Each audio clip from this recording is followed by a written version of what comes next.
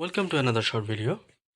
In this video, we're going to see how to change group name in WhatsApp. First, open WhatsApp, tap on the group that name you want to change. SPLIT, tap on the group name. In the beginning, you will find SPLIT. Simply tap on it. There is a three dot button in the top right corner. Tap on here. In the second option, you will find change group name. Simply tap on it. Now, change the group name. Suppose you want to name it as SP Creative IT.